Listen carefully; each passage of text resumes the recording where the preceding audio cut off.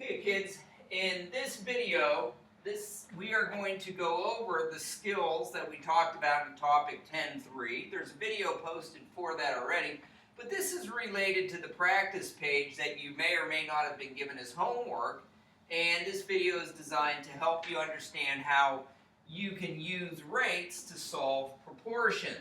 Alright? So the first thing that we want to talk about would be the steps for using rates to solve a proportions. The first step you want to do is find your initial rate. In this case, in today's homework, your initial rate will actually be provided for you, so you really won't have to figure that out. The next thing you have to do is check your units for the same types. In other words, if you have a ratio where you might have miles per hour, you want to make sure that you're comparing hours to hours and miles to miles, because that is very, very important. So check to make sure that you have the same units being compared in your proportion. The third thing you want to do is scale to get a unit rate. Remember, a unit rate is based on one item or one amount of a measurement, okay? So you want to establish your unit rate when you do that, all right? And then the fourth thing you want to do then is once you have your unit rate, you want to use your unit rate to scale and get your proportion, okay? So those are the steps you're going to follow. And if you have your activity page in front of you, we will take a look at number 1. When you look at number 1, they are asking you to figure out the value of A. Well, so we want to know what A equals. Well, what we are going to do then is we are going to first check our initial rate. Well, our initial rate is right here, okay, because that is a complete rate. So we can use that to do the proportioning. Then what we want to do is check to make sure that our units are the same types. So we have hours to hours and feet to feet. So everything checks out there. The third thing we want to do is scale to get a unit rate. So what we're going to do is we're going to take our initial rate, which is 20 feet in 4 hours. So here's what we're going to do in order to get our unit rate. We're going to take 20 feet in 4 hours and we're going to create a unit rate. So again, if we want to go from 4 to 1, we're going to divide by 4, which means we have to divide 20 by 4. 20 divided by 4 is 5. And again, you don't have to set it up so that it looks like you're scaling. You could simply get your unit rate by treating your rate as a division expression, and then you would get the same amount, okay? So you can do it either way, but what you want to remember is you are looking for a unit rate. So in this case, all right, our 20 to 4 hours will equate to a unit rate of 5 to 1. You can then use that unit rate of 5 to 1 to complete step 4 and use your unit rate to scale and get your proportion.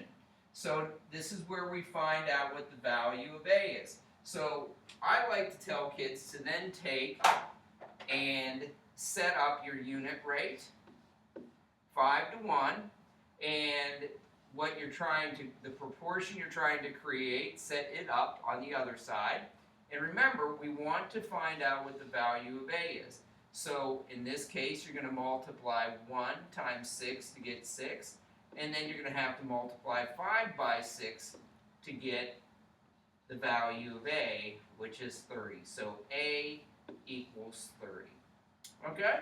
And that is how you would use a unit rate to find a proportion. So let's take a look at another example. Number 2. Okay? Number 2, you want to, first of all, find your initial rate. Our initial rate in this case is 36 ounces to 6 pounds. All right, so that's our initial rate. The next thing we want to do is to check your units for the same types. Pounds to pounds, ounces to ounces. Okay, so that works out. Step 3, we want to scale to get a unit rate. Well, we're going to take our initial rate, 36 to 6, and we're going to get a unit rate. And again, you can divide it any way you like, but in this case, it's fairly easy to just see that we will be dividing both terms by 6, which will give us a unit rate of 6 to 1. Okay? So now that we have our unit rate, we can now create a proportion using our unit rate. So I'm going to take my 6 to 1, my unit rate, and I'm going to scale it so that I can find my unknown value of B. Okay? So I'm going to set up my proportion, and then I'm going to ask myself, I have to multiply 1 times 4 to get 4, so I multiply 6 times 4 and I will get 24. So the value of B, the value of B is going to be 24. Okay? And there's how we create a proportion. All right? And we'll do one more example. Why don't you pause the video and see if you can do this example on your own. Okay, let's see how well you did. All right, remember, step 1, find your initial rate. Our initial rate is a 12 milliliters to 6 pints. Okay, step 2, check your unit types for the same types of units. Milliliters to milliliters, pints to pints. So step 2 clears. Step 3, scale to get a unit rate. Well, our initial rate is 12 to 6, so we're going to scale it to get the unit rate. Dividing by 6 gives us 2. So now we have our unit rate,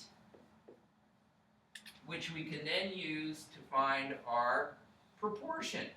So we will take our unit rate of 2 to 1 and create a proportion so that we can find the value of H. 1 times 40 equals 40. 2 times 40 equals 80. So the value of H is 80. All right, and there you go. If you have any further questions, you can see your teacher, and good luck, kids.